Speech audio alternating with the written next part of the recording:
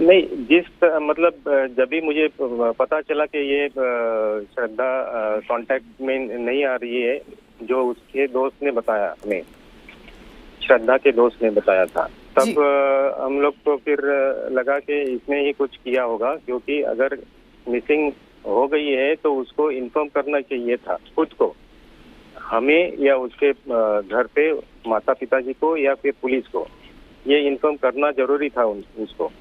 तब उसने सब बातें छुपाई। अब और उसके बाद 2-2.5 महीने बाद उसके श्रद्धा के दोस्त ने हमें बताया। आपके लिए जो जस्टिस होती है एक पिता के लिए, जो मैं सोच भी नहीं सकती कि आप जब ये सुनते होंगे कि बेटी के साथ क्या क्या हुआ, हमें ही सुनने में जब इतना शौक लग रहा है, तो एक पिता को सुनने में किस तरह से लग रहा होगा। ये हादसा जो हुआ है, आप क्या चाहते हैं, अगर इन्वेस्टिगेटर्स आपको सुन रहे हैं, किस तरह से केस आप चाहते हैं आगे प्रोसीड करें? नहीं, अगर जो उसने डिक्लेयर किया हुआ है वो हिसाब से अगर वो मतलब अभी तक इन्वेस्टिगेशन पूरा हुआ नहीं है, उसका रिजल्ट रिपोर्ट आना बाकी है, कंफर्म नहीं है अभी कि वो जो बताया है वो मतलब वैसा ही है। अगर वो वैसा है तो फिर उसको फांसी होनी चाहिए। आप चाहते हैं फांसी होनी चाहिए, to be hanged sir? Yes. आपको लगता है उससे नीचे कोई भी अगर ये पनिशमेंट आती है, जब कन्विक्शन होता है, वो आपके लिए इनफ नहीं होगा? नहीं, अगर उसने जो डिक्लेयर किया है, अगर उसके टुकड़े टुकड़े किए तो मतलब फांसी से और कोई बुरी सजा हो तो वो दीजिए, उसके भी टुकड़े करिए। कुछ हमें बताएं सर श्रद्धा के बारे में। सर, किस तरह की लड़की थी? देख के पता लगता है कि बहुत ही अपनी लाइफ एंजॉय करती थी, जिस तरह से रहना चाहती थी, जीना चाहती थी। हर यंग लड़की का ऐसे ही एम्बिशन होता है। हमें कुछ बता पाए सर अगर आप श्रद्धा के बारे में।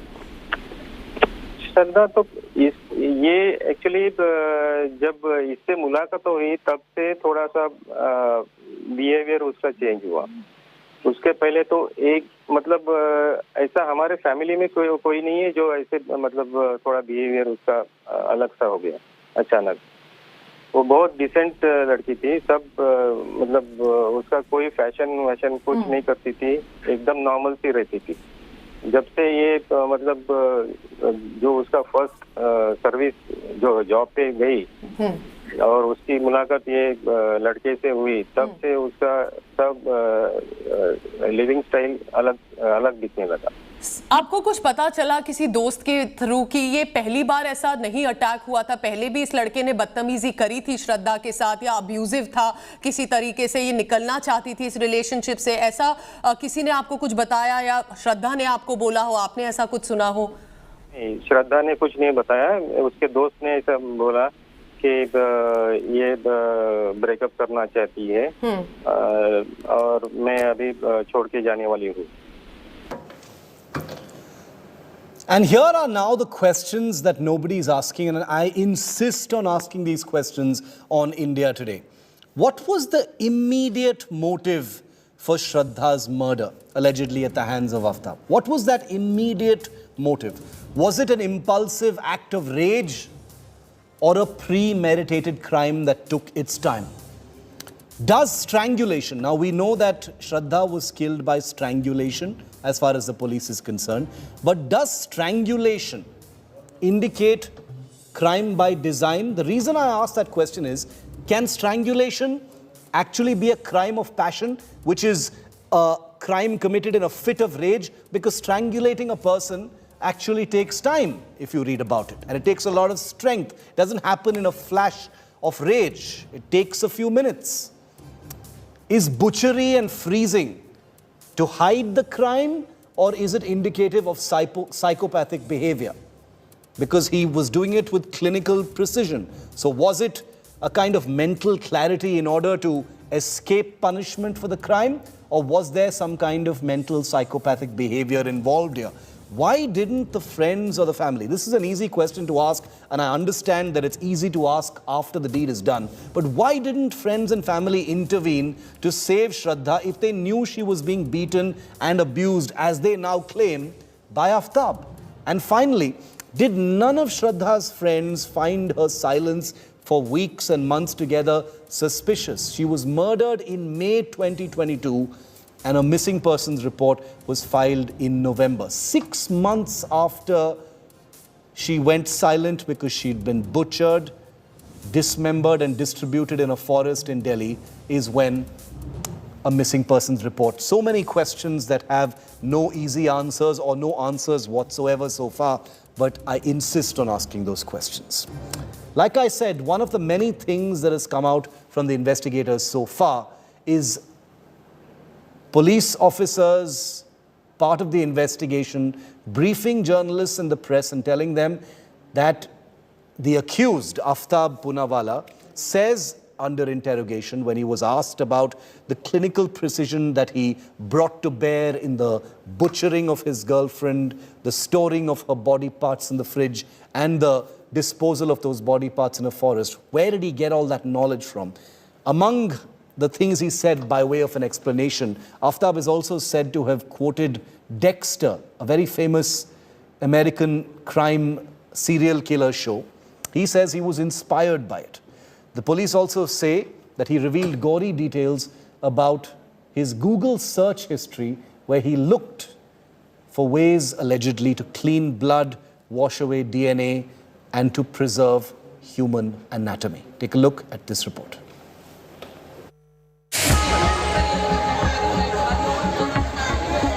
A cold-blooded killing bordering on methodology of a psychopath.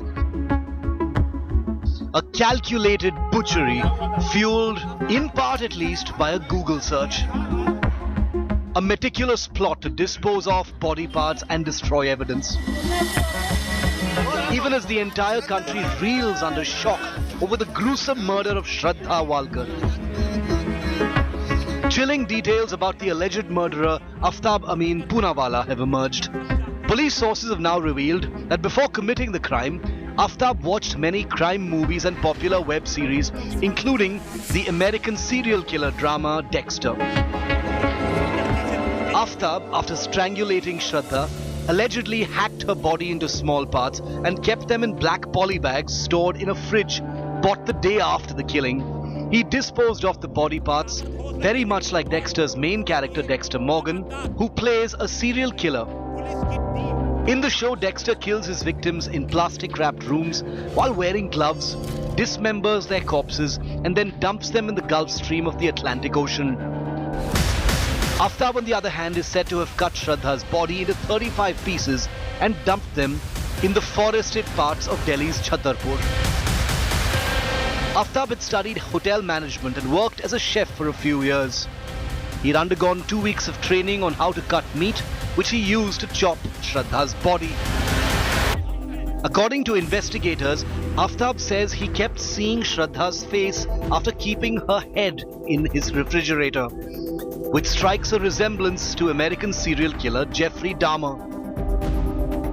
Aftab even Googled methods to clean blood traces and DNA to wipe off evidence. The Delhi murder is another example of how real life can inspire real-life ghastly crimes. At least, that's what investigators claim so far. The story is still unfolding and many details are yet to emerge. With Arvind Ojha and Shreya Chatterjee in Delhi, Bureau Report, India Today.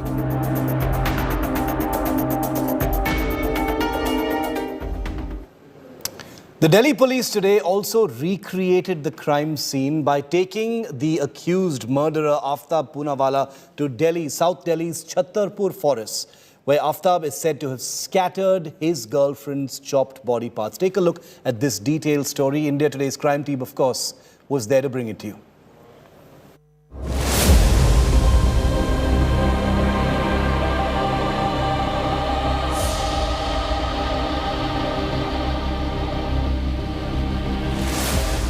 A gruesome and gut-wrenching murder saga.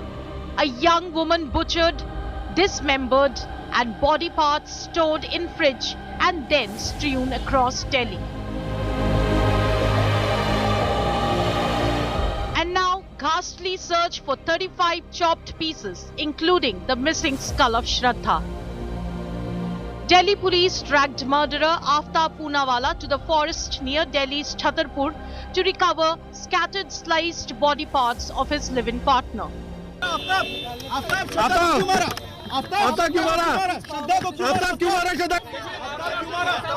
It was a painstaking bid to look for body parts.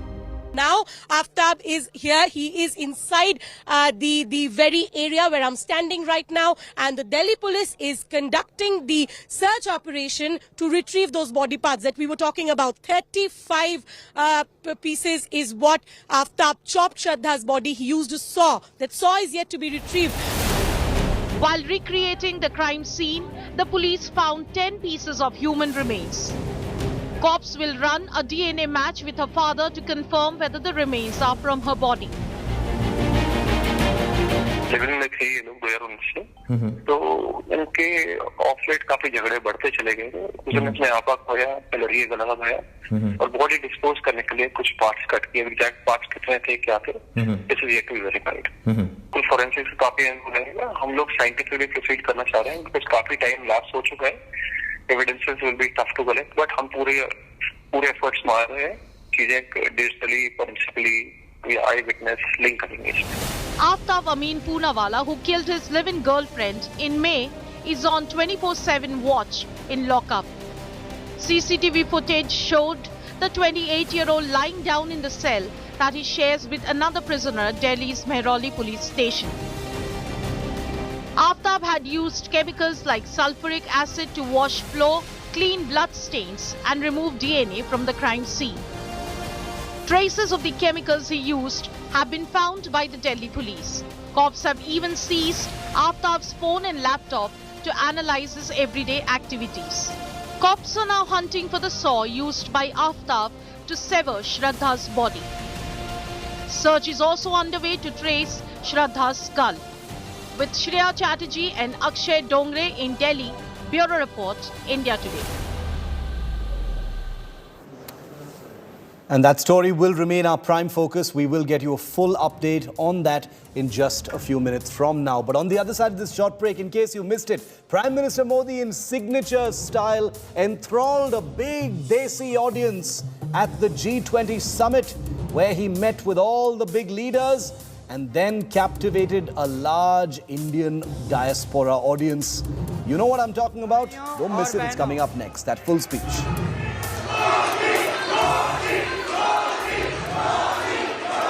हमारे देश के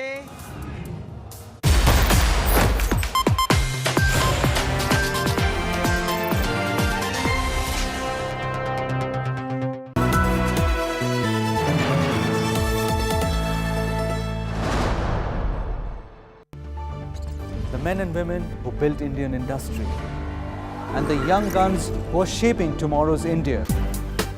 From storied careers to unicorn dreams. The equity market is a dynamic space that needs sharper insights and perfect timing. What stock, what fund, what to pick and what to sell. How do you make money on the markets? And what are the superior strategies for a winning portfolio? Your questions answered by 30 years undisputed leadership. Only with Business Today Television.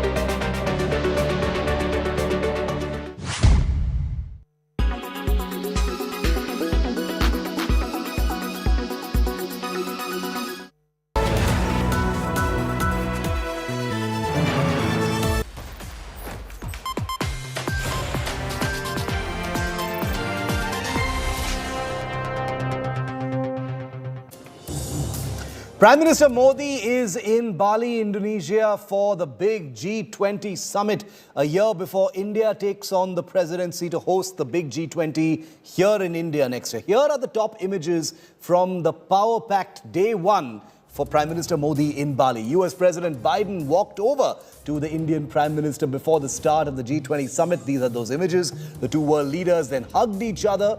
Biden and Prime Minister Modi shook hands as they were engaged in an animated one-on-one conversation. These images going viral, especially on social media. And of course, Prime Minister Modi also met his British counterpart, Rishi Sunak, the new Prime Minister of Britain, for the first time at the G20 summit. The two were photographed engaged in a conversation on day one of the summit in Bali. The Prime Minister later tweeted to say, "Glad to see you, Prime Minister Rishi Sunak. Looking forward to working together in the times to come." The Prime Minister also held a brief discussion at the start of the G20 summit with his friend, French President Emmanuel Macron. This is an image that the Prime Minister put out on his social media. Narendra Modi also tried his hand at traditional Indonesian musical instruments. He was seen drumming with Balinese musicians before interacting with the Indian community.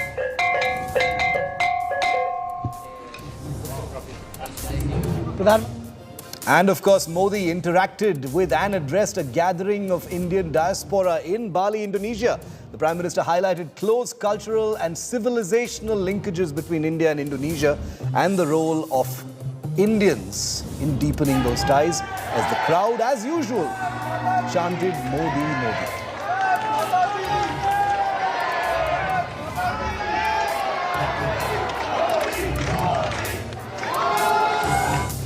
And in case you missed it when it went out live here on India Today, here is the Prime Minister's speech to Global Desis, the diaspora event in Bali, Indonesia. Unmissable stuff. Watch.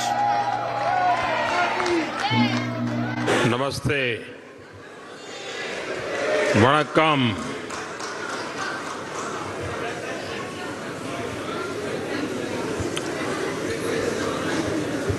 आप सबको नमस्कार।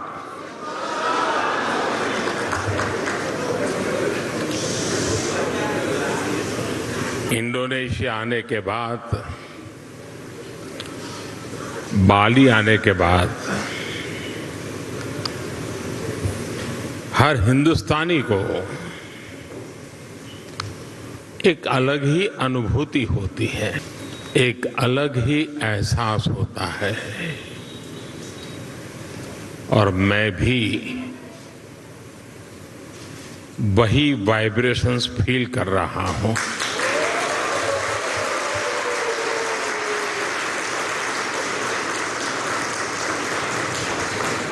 जिस जगह के साथ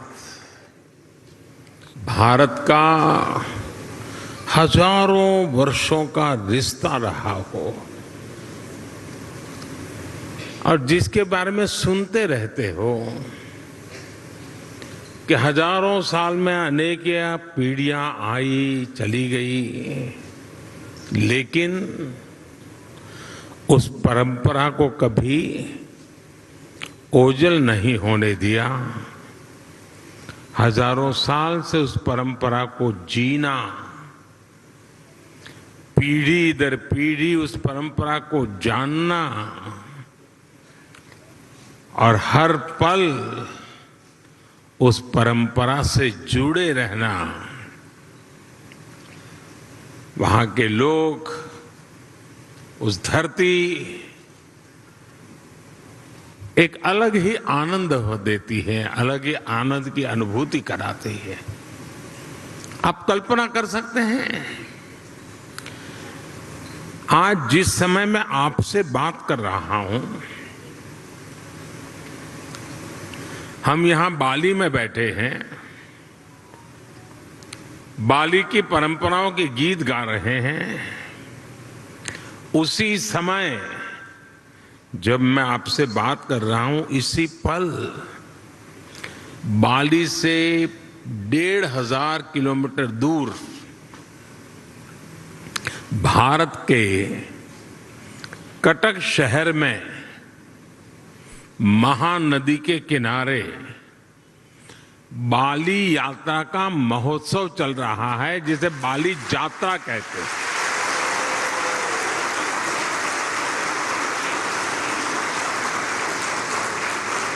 और ये बाली यात्रा है क्या?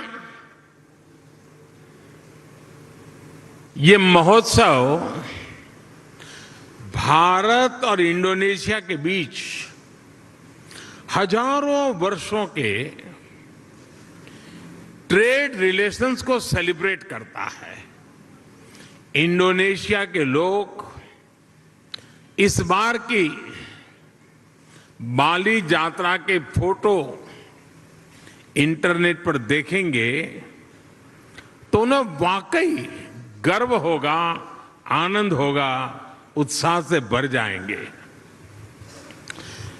और कई वर्षों बाद, बीच में कोरोना के कारण जो दिक्कतें आई, उसके कारण कुछ रुकावटें आई थी, और अब कई वर्षों बाद बाली यात्रा, ये महोत्सव उड़ीसा में बहुत ही बड़े स्केल पर भव्यता के साथ, दिव्यता के साथ, लाखों लोगों की भागीदारी के साथ, मास पार्टिसिपेशन के साथ अभी मनाया जा रहा है। मुझे बताया गया कि वहां के लोग ये बाली यात्रा के स्मरण में एक स्पर्धा चला रहे हैं। कहते हैं कि कागज के नाव बना करके बहाए जाएंगे, और वो वर्ल्ड रिकॉर्ड करने के मूड में है। इसका मतलब ये हुआ कि उड़ीसा में आज जो लोग इकट्ठा हुए हैं, उनका शरीर वहां है, लेकिन मन बाली में है, आप लोगों के बीच में है। साथियों, हम लोग अक्सर बातचीत में कहते हैं इट्स अ स्मॉल वर्ल्ड, ऐसा ही शब्द है, it's a small world. Bharat और इंडोनेशिया के संबंधों को देखें तो ये शब्द नहीं है, ये हमें सच्चाई नजर आती है, सटीक बैठता है। समंदर की विशाल लहरों ने भारत और इंडोनेशिया के संबंधों को लहरों की तरह ही उमंग से भरा है, जीवंत रखा है। कभी थकान महसूस नहीं हुई, वो लहरें जैसे चलती रहती हैं, हमारा नाता भी वैसा ही जीवंत रहता है।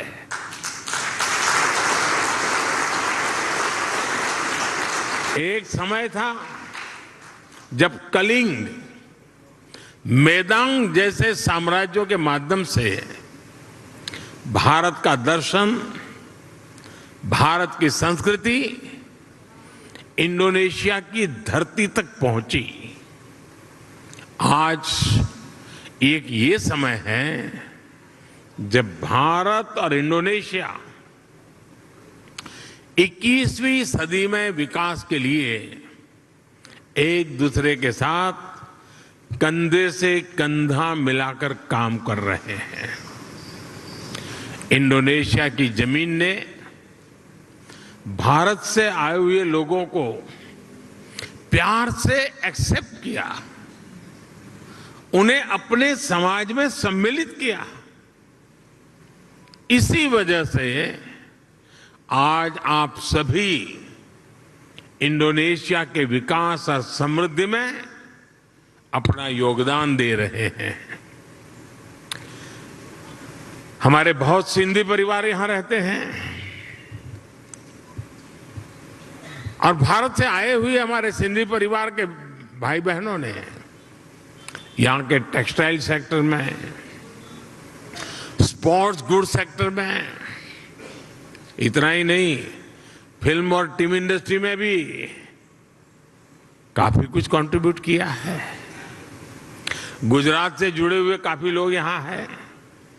जेम्स, डायमंड्स, माइंस, इवन खेती, किसानी, उसमें भी वो लोग नजर आते हैं। भारत से आए हुए engineers, chartered accountants, professionals, Indonesia के विकास के सहयात्री बने हुए हैं। कितने ही तमिल भाषी कलाकार यहां की संस्कृति, यहां के आर्ट्स को और समृद्ध करने में अपना योगदान दे रहे हैं।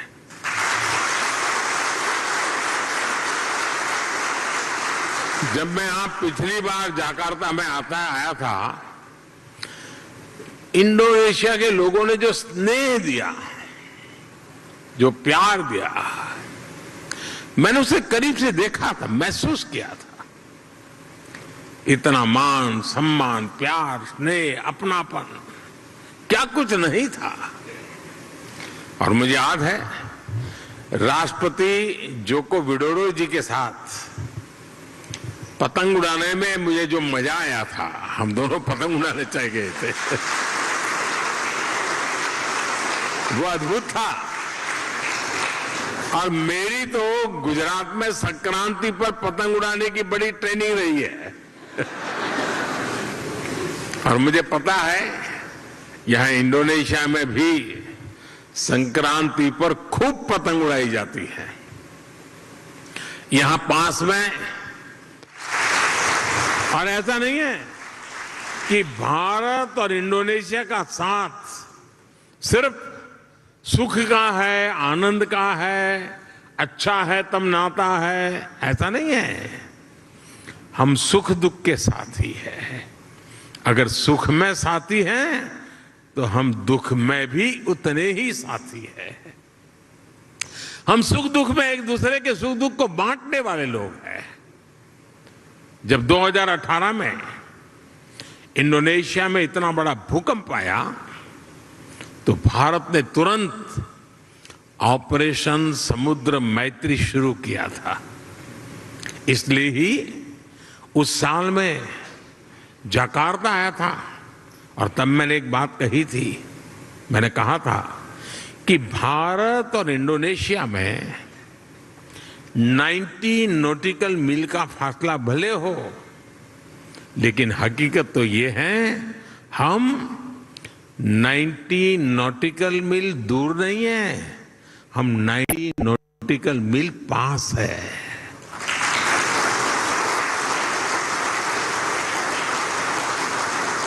साथियों, जीवन के पग पग पर क्षण क्षण में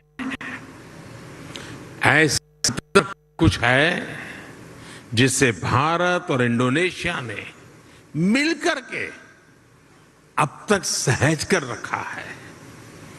बाली की ये भूमि महर्षि मार्कंडेय और महर्षि अगस्त्य के तप से पवित्र है। भारत में अगर हिमालय है तो बाली में आगुंग पर्वत है। भारत में अगर गंगा है तो बाली में तीर्था गंगा है। हम भी भारत में हर शुभ कार्य का श्री गणेश करते हैं। यहां भी श्री गणेश घर घर विराजमान है। सार्वजनिक स्थानों पर शुभता फैला रहे हैं। पूर्णिमा का व्रत, एकादशी की महिमा, त्रिकाल संध्या के जरिए सूर्य उपासना की परंपरा, मां सरस्वती के रूप में ज्ञान की आराधना, अनगिनत चीजें हम कह सकते हैं। ऐसी बहुत सी बातें हैं जो हमें जोड़े रखती हैं, जोड़ती रहती हैं। बाली का जन जन महाभारत की गाथाओं के साथ बड़ा होता है। और मैं तो द्वारकाधीश भगवान कृष्ण की धरती गुजरात से यहां पला बड़ा हूं। मेरा तो जीवन वहीं बीता हुआ है। बाली के लोगों की जैसी आस्था महाभारत के लिए है, भारत में लोगों की वैसी आत्मीयता बाली के लोगों के लिए भी है। आप यहां पर भगवान विष्णु और भगवान राम की आराधना करते हैं, और हम जब भारत में भगवान राम की जन्मभूमि पर भव्य राम मंदिर की नींव रखी जाती है, तो इंडोनेशिया की रामायण परंपरा को भी गर्व से याद करते हैं।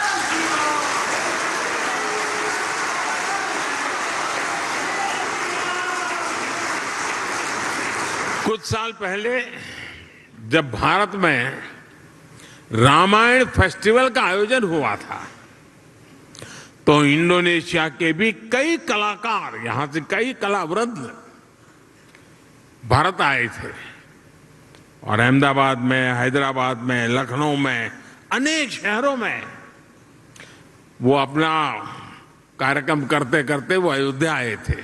उनका आखिरी समापन कार्यक्रम अयोध्या में हुआ था, और बहुत वाहवाही हुई थी। हिंदुस्तान में जहां गए अखबार भरे पड़े रहते थे। भाई और बहनों, बाली में ऐसा शायद ही कोई व्यक्ति होगा जिसकी अभिलाषा नहीं होगी कि अपने जीवन में एक बार अयोध्या या द्वारिका के दर्शन न करे, ऐसा शायद कोई भी इंसान नहीं होगा। भारत में भी लोग प्रम्बानन मंदिर और गरुड़ विष्णु केनकाना की भव्य प्रतिमा के दर्शन करने के लिए बहुत रहते हैं। कोरोना काल से पहले एक साल में ही 5 लाख से ज्यादा भारतीयों का अकेले बाली आना ही इसकी गवाही देता है। साथियों, जब विरासत साझा होती है, जब मानवता के प्रति आस्था समान होती है, तो प्रगति के लिए भी समान रास्ते बनते जाते हैं।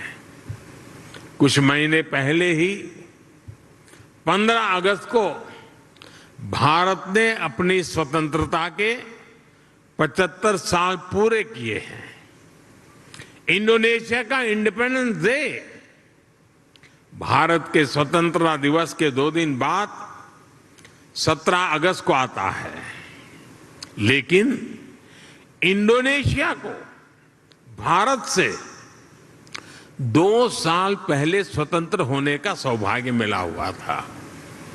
इंडोनेशिया से सीखने के लिए भारत के पास बहुत कुछ है, और अपनी 75 वर्षों की विकास यात्रा से भारत के पास भी इंडोनेशिया को देने के लिए बहुत कुछ है।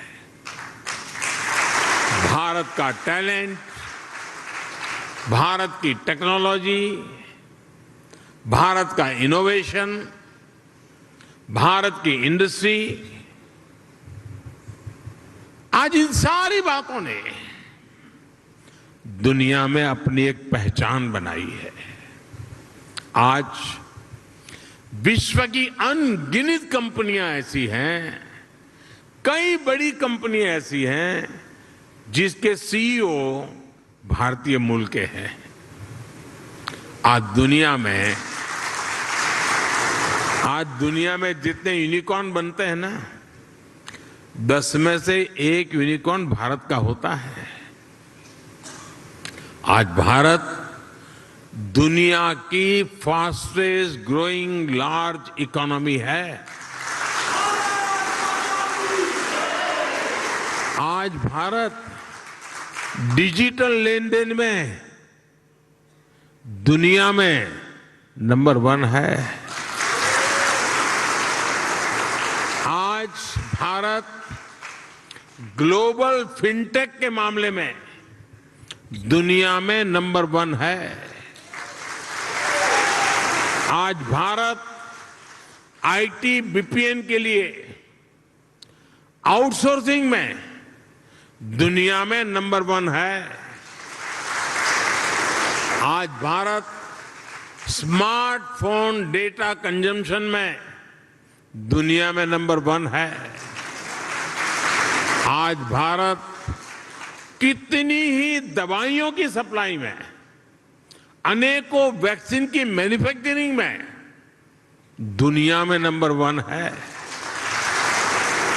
साथियों, 2014 के पहले और 2014 के बाद के भारत में बहुत बड़ा फर्क जो है वो मोदी नहीं है,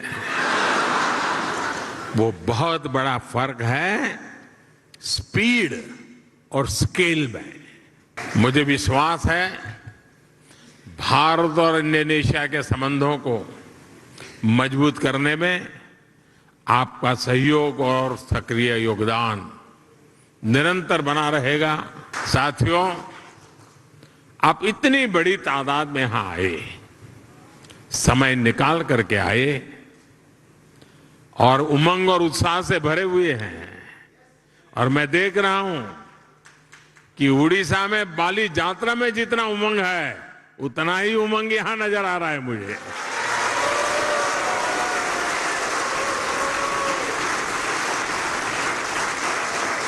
आपके इस प्यार के लिए, आपके स्नेह के लिए, भारत के प्रति आपकी ये श्रद्धा के लिए हृदय से आपका बहुत बहुत धन्यवाद करता हूं। अनेक अनेक शुभकामनाएं देता हूं। धन्यवाद साथियों। It's India's greatest literature festival, Sahitya English 2022 edition. It features some of the top names in the field. You don't want to miss it. Remember, entry is free and it's coming up this weekend. Take a look. India's grandest literature festival is back. Sahitya English 2022. Featuring some of the most critically acclaimed and popular writers like Ashwin Sanghi, Ravinder Singh, Ankur Warikoo, Aanchal Malhotra, Sam Dalrymple, Swami Gaur Gopal Das, Deepti Nawal, and P. Chidambaram. And enthralling audiences will be Ayushmann Khurrana, Seema Auntie of Indian Matchmaking, and the team of upcoming Netflix series Kala.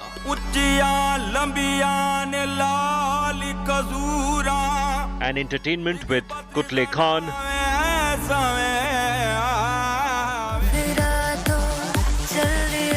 Aziz Kaur, Bismil Band, and a grand finale performance by B. Proc. So see you all at the biggest literary platform on 18th, 19th and 20th November at Major Dhyan Chand Stadium, Delhi.